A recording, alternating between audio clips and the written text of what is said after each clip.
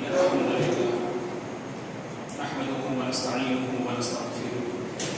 ونعوذ بالله من شرور أنفسنا ومن سيئات أعمالنا من يهده الله فلا مضل له ومن يضلل فلا هادي له وأشهد أن لا إله إلا الله وأشهد أن محمدا عبده ورسوله أما بعد أعوذ بالله من الشيطان الرجيم بسم الله الرحمن الرحيم يا أيها الذين آمنوا اتقوا الله حق تقاته ولا تموتن إلا وأنتم مسلمون يا أيها الناس اتقوا ربكم الذي خلقكم من نفس واحدة وخلق منها زوجها وبث منهما رجالا كثيرا ونساء واتقوا الله الذي تساءلون به والأرحام إن الله كان عليكم رقيبا يا أيها الذين آمنوا اتقوا الله وقولوا قولا سديدا يصلح لكم أعمالكم ويغفر لكم ذنوبكم ومن يطع الله ورسوله فقد فاز فوزا عظيما أما بعد فإن خير الحديث كتاب الله وخير الهدي هدي محمد صلى الله عليه وسلم وشر الأمور محدثاتها وكل محدثة بدعة وكل بدعة ضلالة وكل ضلالة في النار أما بعد أعوذ بالله من الشيطان الرجيم ولقد خلقنا الإنسان ونعلم ما توسوس به نفسه ونحن أقرب إليه من حبل الوريد إذ يتلقى المتلقيان عن اليمين وعن الشمال قعيد ما يلفظ من قول إلا لديه رقيب عتيد وجاءت سكرة الموت بالحق ذلك ما كنت منه تحيد ونفخ في الصور ذلك يوم الوعيد وجاءت كل نفس معها سائق وشهيد لقد كنت في غفلة من هذا فكشفنا عنك غطاءك فبصرك اليوم حديد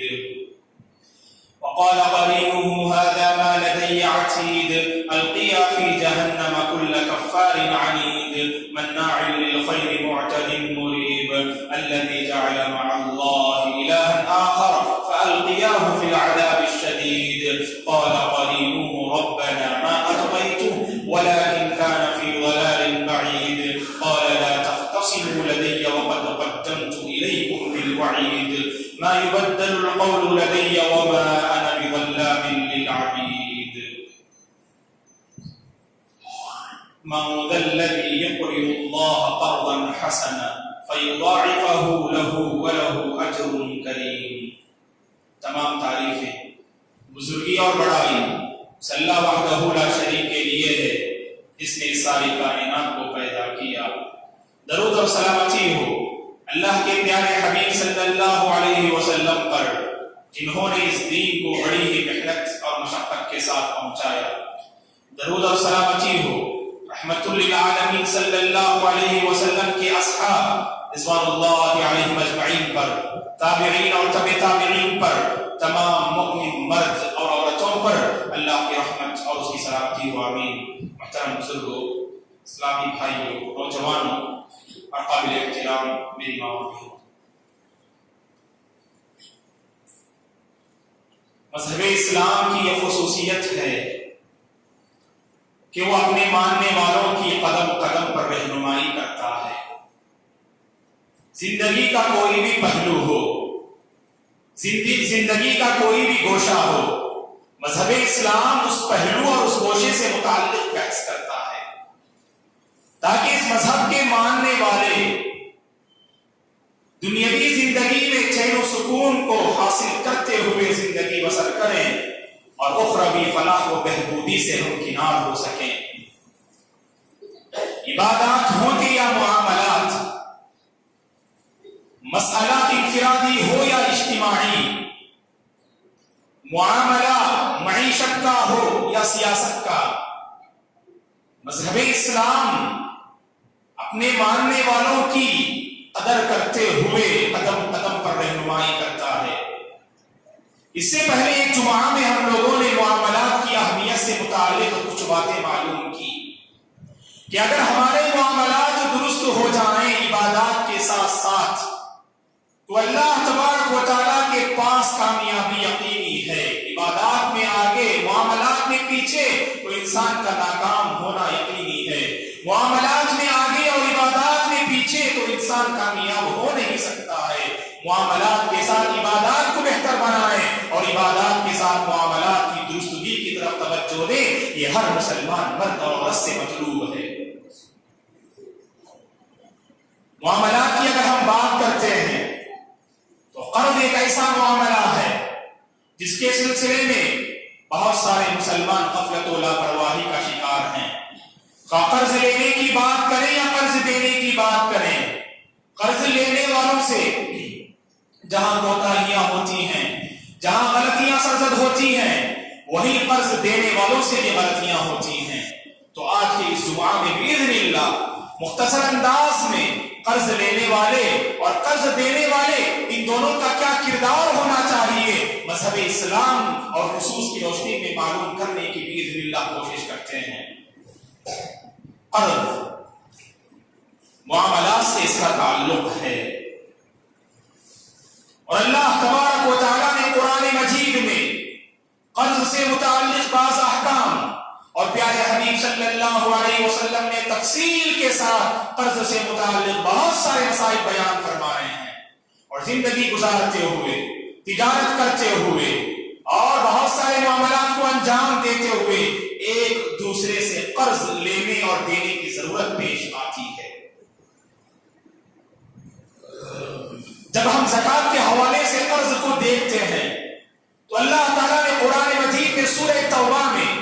جن 8 لوگوں کا تذکرہ فرمایا ہے کہ وہ 8 لوگ زکوٰۃ کے مستحقین ہیں، اگر آپ کا مال نصاب کو پہنچے، اگر آپ پر زکوٰۃ واجب ہو چکی ہو تو ان 8 افراد میں سے کسی ایک فرد کو دینا یا 8 کا خیال کرنا یہ ہر ایک زکوٰۃ دینے والے پر ضروری ہے۔ جب ہم اس آیت کو پڑھتے ہیں انما الصدقات للفقراء والمساکین والعاملین علیہا والمؤلفۃ قلوبہم وفی الرقاب والغارمین، ان 8 لوگوں میں اللہ تبارک و تعالیٰ ایک ایسے شخص کا تذکرہ کرتے ہیں جو زکوٰۃ کے مستحق ہے، جو زکوٰۃ لینے کا جواز جسے حاصل ہے، کہا کہ جو قرض میں ڈوبا ہوا شخص ہے، ایسے لوگ، ایسے آدمی کے قرض کے بوجھ کو اتارنے کے لیے زکوٰۃ کی رقم سے اس کا تعاون کر سکتے ہیں۔ تو زکوٰۃ کی رقم جن مقامات پر استعمال کر سکتے ہیں ان میں سے ایک اہم مقام کہا کہ والغارمین، جس کی زندگی میں قرض میں ڈوبی ہوئی ہو، ایسے شخص کے قرض کو ہلکا کرنے کے لیے اور قرض کے بوجھ کو ہلکا کرنے کے لیے زکوٰۃ کی رقم کا استعمال کر سکتے ہیں۔ قرض، سب سے پہلی بات یہ ہے کہ اللہ تبارک و تعالیٰ سے دوستو دعا کریں کہ اللہ تبارک و تعالیٰ جہاں تک ہو سکے ہم بندوں کو قرض لینے سے محفوظ رکھے۔ اور پیارے حبیب صلی اللہ علیہ وسلم نے ہمیں دعا بھی سکھائی ہے کہ ہم اللہ سے کیسے مانگے کہ اے پروردگار مجھے قرض کے بوجھ سے مجھے محفوظ رکھ۔ ہم کیسے اللہ تبارک و تعالیٰ سے مانگے؟ سنن ابن ماجہ کی صحیح روایت ہے، شیخ البانی رحمہ اللہ نے اس حدیث کو صحیح قرار دیا ہے۔ اللہ کے رسول صلی اللہ علیہ وسلم نے ہمیں یہ دعا سکھائی، اللہم انی اعوذ بک من غلبۃ الدین، اے پروردگار قرض کے بوجھ سے میں تیری پناہ طلب کرتا ہوں۔ من غلبۃ الدین، قرض کے بوجھ سے میری زندگی قرض میں ڈوب جائے، اس سے پروردگار میں تیری پناہ طلب کرتا ہوں۔ اللہم انی اعوذ بک من غلبۃ الدین وغلبۃ العدو وشماتۃ الاعداء، اے پروردگار قرض کے بوجھ سے، دشمن کے غلبہ پا جانے سے اور دشمن کی خوشی سے اے پروردگار میں تیری پناہ طلب کرتا ہوں۔ یہ اللہ کے رسول صلی اللہ علیہ وسلم نے ہمیں دعا سکھائی ہے۔ تو پتا چلا سب سے پہلے انسان کو دعا کرنی چاہیے اللہ تعالیٰ سے، پروردگار قرض جو امانت ہے، قرض جو ذمہ داری ہے، قرض جو کہ اہم معاملہ ہے، اس سے میری زندگی کو دور رکھ، اس کی اللہ سے ہم دعا کرنی چاہیے۔ امام ابن حجر رحمہ اللہ صحیح بخاری کی شرح کرتے ہوئے ان کی مشہور شرح جو علمی دنیا میں بہت ہی مقبول، اسے ہم فتح الباری کے نام سے جانتے ہیں، فتح الباری شرح صحیح بخاری جو امام ابن حجر رحمہ اللہ کی کتاب ہے، تو اس کتاب میں امام ابن حجر رحمہ اللہ قرض کے حوالے سے سلف کا ایک قول نقل کرتے ہیں دوستو، اور یقیناً یہ قول اگر اس پر غور کریں تو قرض لینے والوں کی زندگی کی عبارت آپ کو نظر آئے گی۔ ابن حجر رحمہ اللہ نے سلف کا قول نقل کرتے ہوئے کہا، ما دخل ہم الدین قلبا الا الا اذهب من العقل ما لا يعود اليه کہ ما دخل هم الدين قلبا الا اذهب من العقل ما لا يعود اليه کہ اگر کسی انسان کے دل میں قرض کا غم اگر داخل ہو جائے، اگر کسی انسان کے دل میں قرض کا غم اگر داخل ہو جائے، یہ غم ایسا ہے دوستو کہ اس انسان کی عقل کا کچھ حصہ لے کر چلا جاتا ہے، انسان پریشان حال ہوتا ہے، ذہنی اعتبار سے بہت ہی ٹینشن میں رہتا ہے، پریشان حال رہتا ہے۔ جو حضرات قرض لیتے ہیں ایسے لوگوں کی زندگی ایسے پریشانی سے عبارت ہوتی ہے، کہا کہ زندگی کا کچھ حصہ مقدر بن جاتا ہے قرض لینے سے۔ اسی لیے اللہ کے رسول صلی اللہ علیہ وسلم نے ہمیں دعا سکھائی ہے، اللہم انی اعوذ بک من غلبۃ الدین۔ اگر قرض لینا اگر یہ ضروری بن جائے، اگر ہماری ضرورت بن جائے، اگر ہمارا کوئی مشکل یا ہماری کوئی پریشانی کا سامنا اگر کرنا پڑے، قرض کے علاوہ کوئی اور دروازہ نہیں جس سے ہم اپنی پریشانی سے نجات پا سکتے ہوں، تو مذہب اسلام اس بات کی پوری اجازت دیتا ہے کہ آپ قرض لے سکتے ہیں۔ اور قرض لیتے ہوئے اور قرض دیتے ہوئے انسان کو پوری صراحت کے ساتھ کام لینا چاہیے کہ قرض میں کتنی رقم آپ لے رہے ہیں اور اسے آپ کب ادا کریں گے، کہاں ادا کریں گے اور کیسے ادا کریں گے، یہ چیز میں بالکل صراحت ہونی چاہیے۔ قرض دینے والا رشتہ دار ہے، قرض دینے والا رشتہ دار ہے، قرض دینے والا آپ کا کوئی قریب جس کا کوئی آپ سے تعلق ہے اور آپ کا جگری دوست ہے، لیکن اللہ تعالیٰ نے قرآن مجید میں یہ حکم دیا جب قرض کی بات آتی ہے وہاں رشتہ داری نہیں، دوستی نہیں، محبت کو نہیں دیکھا جائے گا، بلکہ قرض کے معاملے میں پوری صراحت ہونی چاہیے دوستو، ورنہ اس کا انجام یہ ہوتا ہے اگر آپ قرض دینے والا قرض کی لکھا پڑھائی میں اگر اس سے غفلت ہوتی ہے بعد میں اسے نقصان کا سامنا کرنا پڑے گا۔ اسی لیے قرآن مجید میں اللہ تبارک و تعالیٰ نے سورۃ البقرہ میں قرآن مجید کی سب سے لمبی آیت جسے ہم آیت المدائنہ کہتے ہیں، مفسرین نے اس آیت کے بارے میں کہا آیت المدائنہ کہ قرض لینے اور قرض دینے کے احکام اللہ تعالیٰ نے اس ایک آیت میں تفصیل سے بیان کیے ہیں جو سورہ بقرہ کی آیت کریمہ ہے، جو پورے قرآن مجید کی سب سے لمبی آیت شمار ہوتی ہے۔ اطول آیت فی القرآن الکریم، اہل علم نے کہا یا ایھا الذین آمنوا اذا تداینتم بدین الی اجل مسمى فاکتبوہ، یہ لمبی آیت ہے جس میں اللہ تعالیٰ ایمان والے بندوں کو صراحت کے ساتھ اس بات کا حکم دیتے ہیں جب قرض کا معاملہ تم کرنا چاہو تو پوری صراحت ہونی چاہیے، لکھا پڑھائی ہونی چاہیے، اور لکھ کر قرض دینے والا قرض لینے والے کے حوالے کرے اور قرض لینے والا قرض دینے والے کو صراحت کے ساتھ بتائے کہ وہ قرض کب واپس کرے گا، کہاں واپس کرے گا اور کیسے واپس کرے گا، اس میں پوری صراحت ہونی چاہیے۔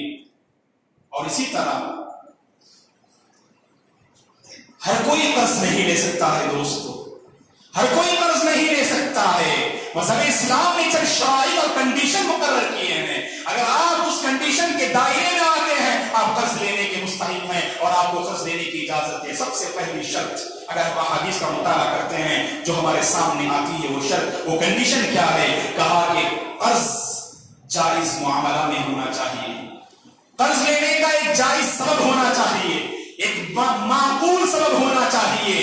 اور اللہ تبارک و تعالیٰ کی نافرمانی میں قرض لینا یہ حرام ہے، اور اللہ تبارک و تعالیٰ کی نافرمانی میں قرض لینا اور دینا دونوں کو منع کیا گیا ہے۔ پیارے حبیب صلی اللہ علیہ وسلم نے فرمایا،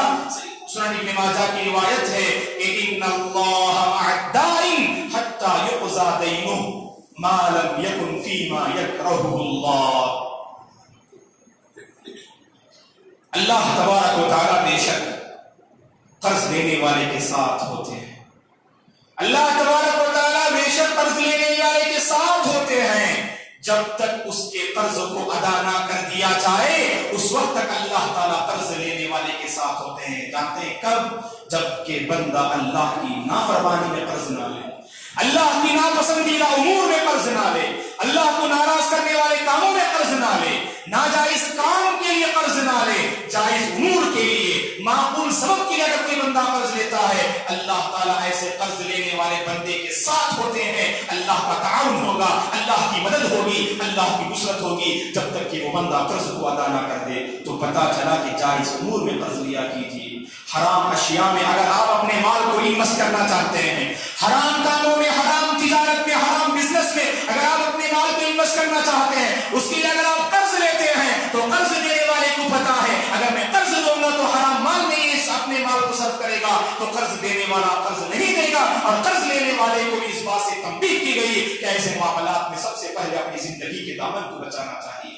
اور دوسری اہم شرط اور کنڈیشن کیا ہے دوستو؟ کہا کہ قرض لینے والا لیتے ہوئے ادائیگی کی سچی نیت ہونی چاہیے۔ اللہ رحم فرمائے بعض قرض لینے والوں پر، اللہ رحم فرمائے بعض قرض لینے والوں پر قرض لیتے ہوئے نیت میں کھوٹ ہوتی ہے، قرض لیتے ہوئے نیت میں بگاڑ ہوتا ہے۔ اس لیے قرض لیتے ہیں کہ ان کے ذہن میں بات ہوتی ہے کہ سامنے والے کو ہم ٹھگا سکتے ہیں، سامنے والے کو ہم دھوکہ دے سکتے ہیں، ہم ٹال مٹول کریں گے، بعد میں اس کو پریشان کریں گے اور 2 سال کے بعد ہم ادا کریں گے۔ لیکن قرض لیتے ہوئے وعدہ کرتا ہے، اللہ اسے ہدایت دے کہ قرض لیتے ہوئے وعدہ کرتا ہے 1 مہینے میں آپ کو یہ قرض میں ادا کر دوں گا، جبکہ دل میں نیت ہوتی ہے میں 2 سال تک ایسے اس بندے کو گھماتا پھراتا رہوں گا۔ اور اللہ کے رسول صلی اللہ علیہ وسلم نے تنبیہ کرتے ہوئے فرمایا، آگاہ کرتے ہوئے فرمایا، صحیح بخاری کی روایت ہے، من اخذ اموال الناس يريد اداها ادى الله عنه ومن اخذ يريد اتلافها اتلفه الله۔ صحیح بخاری کی روایت ہے، صحیح بخاری کی روایت ہے، جو بندہ لوگوں کے مال کو بطور قرض لیتا ہے اور لیتے ہوئے نیت یہ ہے میں اسے ادا کر دوں گا جلد سے جلد، جیسے ہی میرے پاس مال آ جائے میں قرض دینے والے کے قرض کو میں واپس حوالے کر دوں گا۔ اگر یہ اچھی نیت ہے اللہ تبارک و تعالیٰ اس بندے کی مدد کرتے ہیں، اور اللہ تعالیٰ اس بندے کے قرض کو پورا کرنے میں رب العالمین مدد کرتے ہیں دوستو۔ اور پھر فرمایا اللہ کے رسول صلی اللہ علیہ وسلم نے وَمَنْ أَخَذَ يُرِيدُ إِتْلَافًا، قرض لیتے ہوئے نیت ہماری یہ ہے ہم سامنے والے کو نقصان پہنچائیں، قرض دینے والے محسن کو نقصان پہنچائیں، تو اللہ کے رسول صلی اللہ علیہ وسلم نے فرمایا اللہ ایسے بندے کو نقصان سے دوچار کرتے ہیں، اللہ ایسے بندے کو برباد کر دیتے ہیں، اتلفہ اللہ، اللہ حفاظت فرمائے۔ اور اس حدیث کی شرح کرتے ہوئے امام ابن حجر رحمہ اللہ نے فرمایا اللہ تعالیٰ کی بربادی سے کیا مراد ہے، اللہ تعالیٰ اس کو کیسے برباد کریں گے؟ ہو سکتا ہے کہ زندگی میں کوئی ایسی آفت آ جائے، جان میں کوئی آفت آ جائے، یا تجارت میں کوئی آفت آ جائے کہ جس کی وجہ سے اس کی پوری تجارت ٹھپ پڑ جائے، یا نہیں تو اخروی سزا تو یقینی ہے، آخرت کی سزا تو یقینی ہے۔ تو اسی لیے قرض لینے والا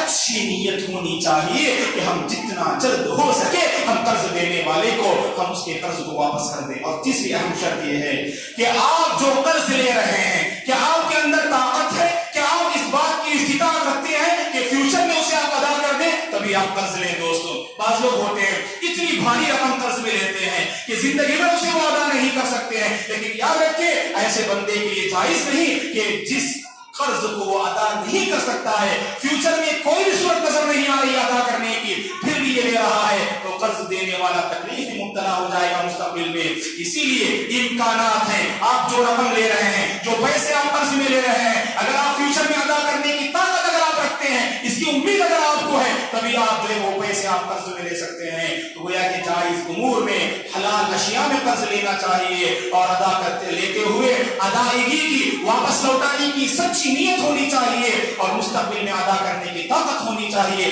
تبھی ہم قرض لیں گے دوستو۔ اور اسی طرح سے قرض لیتے ہوئے لینے کے بعد ادائیگی میں پہل کرنی چاہیے، اور اچھے انداز سے لوٹانا چاہیے، اچھے انداز سے قرض کو لوٹانا چاہیے۔ صحیح مسلم کی روایت ہے اللہ کے رسول صلی اللہ علیہ وسلم نے ایک مرتبہ ایک شخص سے ایک نو عمر یعنی کم عمر والی ایک اونٹنی اللہ کے رسول صلی اللہ علیہ وسلم نے بطور قرض ایک آدمی سے لیا۔ کم عمر والی ایک اونٹنی رسول اللہ صلی اللہ علیہ وسلم نے ضرورت پڑنے پر ایک شخص سے آپ نے بطور قرض لے لیا،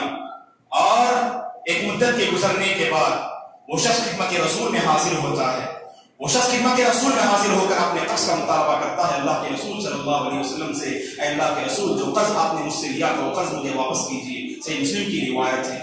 تو آپ صلی اللہ علیہ وسلم کی خدمت میں زکات کے کچھ اونٹ آپ کی خدمت میں آئے ہوئے تھے، تو آپ صلی اللہ علیہ وسلم ابو رافع رضی اللہ عنہ کو حکم دیتے ہیں کہ جاؤ ان کے قرض کو جو ہے تم چکا دو، ان کے قرض کو تم پورا کر دو۔ تو جاتے ہیں، اور جب جا کر جو اونٹ آئے ہوئے تھے، جب اس اونٹ پر نظر پڑتی ہے ابو رافع رضی اللہ عنہ کی، آپ صلی اللہ علیہ وسلم نے قرض میں ایک کم عمر والی اونٹنی کو لیا تھا، لیکن دیکھتے ہیں کہ سارے اونٹ بڑے ہیں جن کی عمریں بڑی بڑی ہوا کرتی ہیں، اور جتنی عمر زیادہ ہوتی ہے دوستو آپ جانتے ہیں اسی قدر قیمت میں بھی اضافہ ہوتا ہے۔ اگر کم عمر والی اونٹنی آپ لیں گے اس کی جو قیمت ہوگی اور جو 4-5 سال کی جو اونٹنی ہوگی دونوں کی قیمت میں کافی فرق نظر آئے گا۔ دیکھتے ہیں کہ 4 اور 5 سال والی اونٹنی وہاں پر موجود ہے، تو ابو رافع رضی اللہ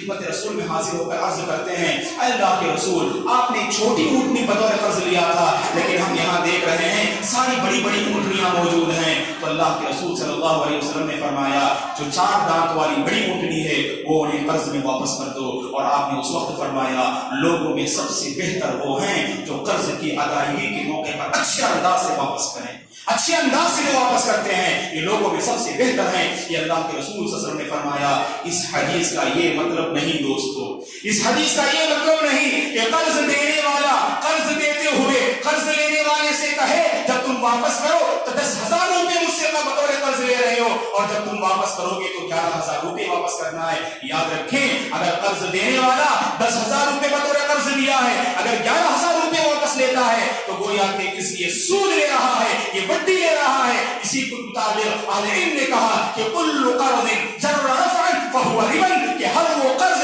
جو فائدے کو لے کر آئے قرض دینے والا دیتے ہوئے اس کی نیت ہوتی ہے اگر میں 10,000 روپے واپس کروں گا یہ بندہ مجھے 11,000 روپے واپس کرے گا تو گویا کہ یہی سود ہے جس پر اللہ تبارک و تعالیٰ کی لعنت وارد ہوئی ہے. تو ایسی شک نہیں ہونی چاہیے دوستو کہ قرض دینے والا کسی بھی طرح کی امید قرض لینے والے سے نہ رکھے, بلکہ جو رقم اس نے بطور قرض دی ہے بس وہی رقم سے حاصل کرنی چاہیے. اگر قرض لینے والا اپنی طرف سے آگے بڑھ کر اگر کچھ بطور تحفہ اور گفٹ اگر دینا چاہے, چونکہ وہ محسن ہے جس نے قرض دیا وہ احسان کرنے والا ہے, ضرورت کے موقع پر وہ آپ کا کام آیا تھا, تو آگے بڑھ کر کچھ دینا چاہے بطور گفٹ اور تحفہ کے مسئلہ اور ہے. لیکن اگر قرض دیتے ہوئے دونوں کے درمیان اگر یہ ڈیلنگ ہوتی ہے, اگر یہ بات ہوتی ہے کہ قرض دیتے ہوئے یہ قرض واپس کرتے ہوئے قرض لینے والا 2,000 روپیے بلکہ 1 روپیے بھی اگر آپ بڑھ کر لیتے ہیں, اگر یہ بات پہلے سے طے پاتی ہے, اسی کو اہل علم نے سود قرار دیا جس پر کہ اللہ تبارک و تعالیٰ کی لعنت ہوتی ہے. اور اسی طرح دوستوں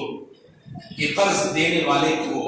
شریعت ابھار کی ہے کہ وہ قرض دیا کرے. اللہ نے آپ کو دولت سے نوازا ہے, اللہ نے آپ کو مال سے نوازا ہے, آپ کی ضرورتیں پوری ہو رہی ہیں, زائد رقم آپ کے پاس موجود ہے, آپ کا کوئی رشتہ دار, آپ کا پڑوسی, آپ کا دوست اور آپ کا قریبی تعلق یا آپ کی سوسائٹی میں بسنے والا کوئی شخص پریشان حال ہے, آپ اپنی دولت سے اس کی ضرورت پوری کر سکتے ہیں بطور قرض ہی صحیح, آپ اسے قرض دیا کیجیے. آپ اگر مصیبت زدہ کی مصیبت میں قرض کے ذریعے سے کام آئیں گے اللہ تعالیٰ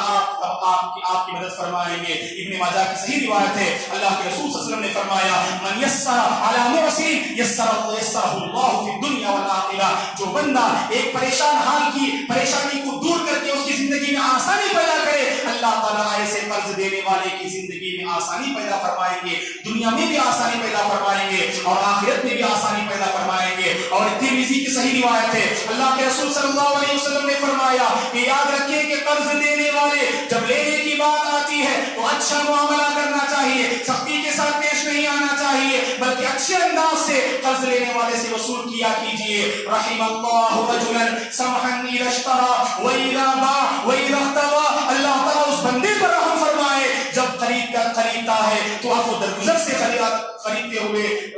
کام لیتا ہے, اور جب کوئی بیچتا ہے تو آپ کو درگزر سے کام لیتا ہے, اور جب قرض دیتا بھی ہے تو آپ کو درگزر سے کام لیتا ہے. تو یہ کہا گیا کہ قرض دینے والا ایسا نہ ہو کہ وہ جس نے قرض لیا ہے اس کی مجبوری کا غلط فائدہ اٹھائیں, اس کی ضرورت کے ساتھ کھلواڑ کریں, اس کے جذبات کو ٹھیس پہنچائیں, بلکہ اس کی قدر کرنی چاہیے. بلکہ یہاں تک شریعت تعلیم دیتی ہے اگر آپ نے قرض لیا کسی کو, اس نے کہا کہ 1 مہینے کے بعد ہم واپس کریں گے, لیکن دیکھتے ہیں 1 مہینے کے بعد بھی اس کی حالت بہتر نہیں ہوئی, ابھی پریشان حال ہے, ابھی پریشانی دور نہیں ہوئی, قرض دینے والے کو شریعت تعلیم دیتی ہے کہ اس کے ساتھ اچھا معاملہ کیجیے, کچھ اور مہلت دیجیے, کچھ اور اس کے ساتھ نرمی کا معاملہ کیجیے. وَإِن كَانَ ذُو عُسْرَةٍ فَنَظِرَةٌ إِلَىٰ مَيْسَرَةٍ, اللہ قرآن مجید میں فرماتا ہے اگر قرض لینے والا اگر پریشان حال ہے, مجبوری میں ہے, تو قرض دینے والے کو چاہیے اس کے ساتھ آسانی کا معاملہ کریں, اسے کچھ اور مہلت دیں تاکہ اس کے نتیجے میں اللہ تعالیٰ تمہاری زندگی میں آسانی پیدا فرمائے. صحیح مسلم کی روایت ہے دوستو, دیکھیے اللہ تعالیٰ اس بندے پر رحم فرماتے ہیں, اس بندے کو معاف کرتے ہیں جو لوگوں کے ساتھ معافی کے ساتھ پیش آتا ہے. صحیح مسلم کی روایت ہے, ابو مسعود البدری رضی اللہ عنہ فرماتے ہیں کہ کل قیامت اللہ کے رسول صلی اللہ علیہ وسلم نے فرمایا کل قیامت کے دن ایک بندہ حشر کی عدالت میں میدان محشر میں اللہ کے پاس آئے گا اور اللہ تعالیٰ اس بندے سے پوچھیں گے اے میرے بندے تو نے کیا نیکیاں کی, تو نے کیا اچھا کام کیا. حالانکہ اللہ تعالیٰ بہتر جانتے ہیں, ساری چیزوں کو اللہ جانتے ہیں, پھر بھی اس उस बंदे से अल्लाह पूछेंगे, ऐ मेरे बंदे तूने क्या अच्छा काम किया? वो बंदा अल्लाह से कहेगा, ऐ परवरदिगार मेरी कोई नेकी नहीं है,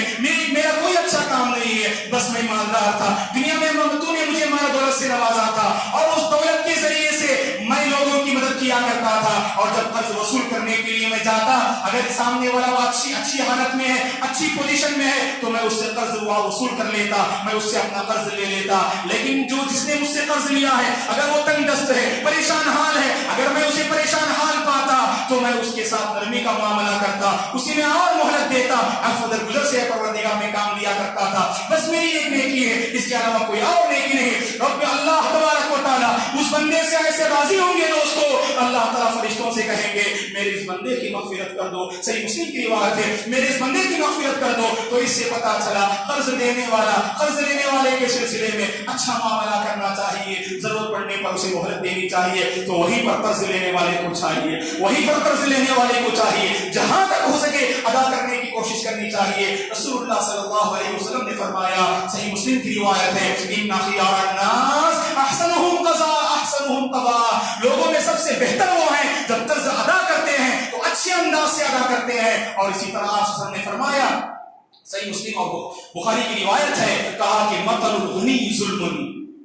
एक मालदार है जो कभी उसने किसी से कर्ज लिया था, मजबूरी थी, परेशानी थी, कर्ज लिया था, अल्लाह ने दौलत से नवाज दिया, अल्लाह ताला ने उसे सहूलियत से फराहम किया है। अभी वो कर्जदार है लेकिन अल्लाह ताला ने पूरी जरूरत उसकी पूरी कर रखी है, लेकिन कर्ज देने वाला उससे कर्ज लेने के लिए आता है तो मालदार बंदा टाल मटोल करता है कि जाओ बाद में आओ हम देते। हालांकि अल्लाह ताला ने उसे फराखी से नवाजा है, अल्लाह ताला ने उसे सहूलियत से फराहम किया है, अल्लाह ने उसे दौलत से नवाजा है। जो रकम उसके पास है सामने वाले कर्ज को अदा कर सकता है, लेकिन फिर भी टाल मटोल करता है। और अल्लाह रहम फरमाए उन बंदों पर जो कर्ज लेना जानते हैं, जो कर्ज देना नहीं जानते हैं। दोस्तों ऐसे लोगों से बस हम ये गुजारिश करते हैं, याद रखें जिसने आपको कर्ज दिया है वो आपका मुहसिन है। दोस्तों जिसने आपको कर्ज दिया है वो आपका मुहसिन है। ये कैसे गवारा हो सकता है कि आप मुहसिन को परेशानी में मुब्तला कर दे। और कितने ऐसे लोग होते हैं जो कर्ज देने के बाद उनकी जिंदगी उलझनों में पड़ जाती है, परेशान हाल रहते हैं। कर्ज लेने वाले का जैसा कुछ उनके साथ सलूक हुआ करता है, बल्कि हैरत तो उस पर इस बात पर होती है जब कर्ज देने वाला कर्ज वसूल करने के लिए आता है, उसके साथ सख्ती की जाती है, उसके साथ गंदी जबान इस्तेमाल की जाती है, शर्म ज़बानी के साथ पेश आते हैं, गलत रवैया के साथ उसका मामला करते हैं। अल्लाह रहम फरमाए उस बंदे पर जो कर्ज लेने वाला देने वाले के साथ ऐसा मामला करता है। वो तो आपका मुहसिन है दोस्तों, वो तो आपका मुहसिन है जिसने जरूरत में परेशानी में आपका ताउन किया था, आप उसका सिला दे रहे हैं। हल जज़ाउल इहसान इल्ला इहसान, एहसान करने वाले ने आपके साथ एहसान किया है, बदले में आप भी उस पर एहसान करना चाहिए। अल्लाह ने सहूलत दी है तो लेने वालों से गुजारिश करता हूं पहली फुर्सत में अदा करने की कोशिश कीजिए। ये जिम्मेदारी है, ये अमानत है, ये आप पर एक सबसे बड़ी जिम्मेदारी है दोस्तों। अगर आपने अदा ना किया अल्लाह रहम फरमाए, अल्लाह माफ करे। अगर आपने अदा ना किया अल्लाह के पास माफी नहीं हो सकती है दोस्तों। इब्ने माजा की रिवायत है कि नफ्सुल मुमिन मुअल्लक़तुन बिदैनि हत्ता युक़ज़ी अन, के मुमिन की जान कर्ज की वजह से हमेशा लटकी हुई रहती है। इंतकाल के बाद भी जन्नत का फैसला उसके हक में नहीं होगा, जन्नत का फैसला उसके हक में नहीं होगा जब तक कि उसके कर्ज को अदा ना कर दिया जाए। क़यामत के दिन हशर की अदालत में हमारे पास रुपये पैसे नहीं होंगे, हमारे पास दौलत नहीं होगी, अगर होंगे तो नेकियां होंगी दोस्तों। तो कर्ज देने वाले जिनके कर्ज को हमने अदा ना किया है, नेकियां वहां काम आएंगी, नेकियों की कदर वहां मालूम होगी। अगर हमने दुनिया में दौलत के जरिए से उस कर्ज को अदा ना किया, आखिरत में अपनी नेकियों के जरिए से कर्ज अदा करने के लिए तैयार हो जाइए, अपनी नेकियों के जरिए से कर्ज अदा करने के लिए तैयार हो जाइए। तो इसीलिए हमें चाहिए, अल्लाह ने आपको सहूलत दी है तो पहली कोशिश में आप पर जिम्मेदारी है आप उसे अदा कर दिया कीजिए, क्योंकि कर्ज देने वाला आपके हक में मुहसिन है, जरूरत के मौके पर आपका काम आया है। अगर ये तसव्वुर आपके ज़हन में पैदा होगा, जरूर आप कर्ज देने वाले का ख्याल करते हुए उसके कर्ज को जल्द से जल्द अदा करने की कोशिश करेंगे। बल्कि अगर कर्ज देने वाला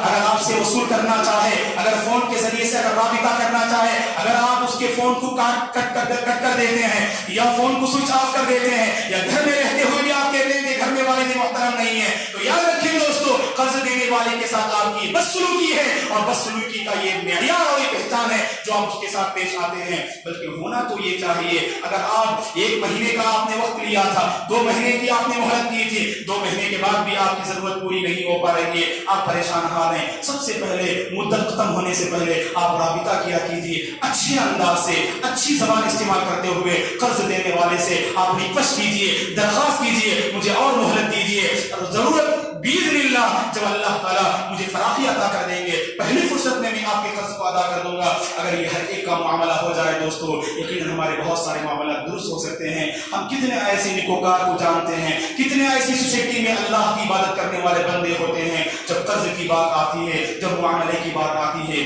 बिल्कुल उनकी जिंदगी सिफर नजर आती है, बिल्कुल उनकी जिंदगी सिफर और जीरो नजर आती है। मामलात में बेहतर होना चाहिए। मामलात की बेहतरी की एक शक्ल है कि कर्ज देने वाला अगर दे सकता है तो जरूर दिया कीजिए, मुआशरे के गरीब हजरात की मदद किया कीजिए। याद रखिए दोस्तों, कर्ज लेने वाले अगर बुरा सलूक करते हैं, यही वो लोग हैं जो कर्ज देने वालों के हक में बहुत बड़ी रुकावट साबित होते हैं। फ्यूचर में अगर कोई और बंदा अगर उससे मांगना चाहे, उसके ज़हन में ये बात होती है, फला बंदे को मैंने दिया था लेकिन उसने अदा नहीं किया, अब मैं इस बंदे को भी नहीं दूंगा। देखिए, आप ना देने की वजह से एक और शख्स को भलाई से महरूम कर रहे हैं, उसका वबाल भी आप पर होगा, उसका गुनाह भी आप पर होगा। इसीलिए मुआशरे के जो मालदार हजरात हैं, दौलतमंद हजरात हैं, उनसे गुजारिश है, अल्लाह की नियामत आप पर बरस रही है तो उस नियामत का असर मुआशरे के हर फर्द पर होना चाहिए। और अल्लाह हम फरमाए, आज के इस दौर में हम देखते हैं जो बहुत सारी कंपनी में लोग इन्वेस्ट करते हैं, और इन्वेस्ट करने का एक बहुत बड़ा नुकसान हम ये देख रहे हैं कि मुआशरे के मालदार हजरात के अंदर ये ताउन करने का, ये मदद करने का जज्बा खत्म होता हुआ नजर आ रहा है। वो ये सोचते हैं अगर 1 लाख रुपए मैं कंपनी में इन्वेस्ट करूंगा तो साल भर मुझे माहाना सही या साल में 1 मरतबा सही गोया कि मुझे मुनाफा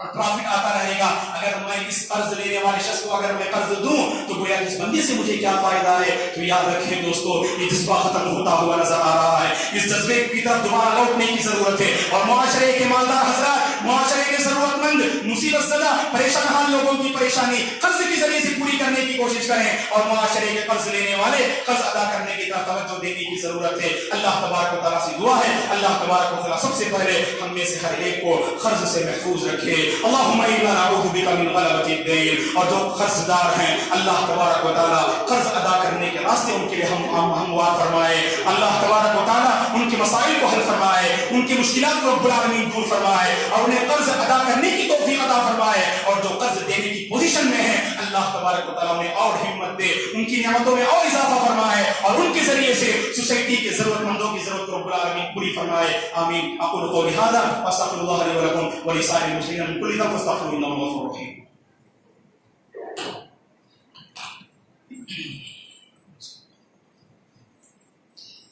إن الحمد لله نحمده ونستعينه ونستغفره ونعوذ بالله من شرور أنفسنا ومن سيئات أعمالنا من يهده الله فلا مضل له ومن يضلل فلا هادي له وأشهد أن لا إله إلا الله وأشهد أن محمدا عبده ورسوله أما بعد فأعوذ بالله من الشيطان الرجيم بسم الله الرحمن الرحيم إن الله وملائكته يصلون على النبي يا أيها الذين آمنوا صلوا عليه وسلموا تسليما اللهم صل على محمد وعلى آل محمد كما صليت على إبراهيم وعلى آل إبراهيم إنك حميد مجيد اللهم بارك على محمد وعلى آل محمد كما باركت على إبراهيم وعلى آل إبراهيم إنك حميد مجيد ربنا لا تزغ قلوبنا بعد إذ هديتنا وهب لنا من لدنك رحمة إنك أنت الوهاب اللهم لا تدع لنا ذنبا إلا غفرته ولا هما إلا فرجته ولا دينا إلا قضيته ولا دينا إلا قضيته ولا مريضا إلا شفيته ولا حاجة من حوائج الدنيا والآخرة إلا قضيتها يا رب العالمين اللهم إنا نعوذ بك من غلبة الدين اللهم إنا نعوذ بك من غلبة الدين وغلبة العدو وشماتة الأعداء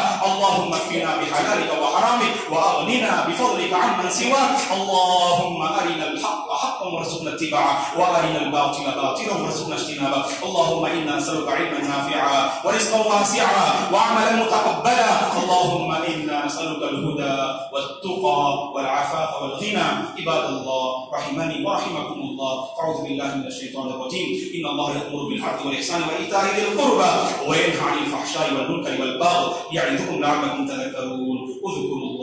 اذكروا الله العظيم يذكركم وذكر الله تعالى أكبر والله يعلم ما تصنعون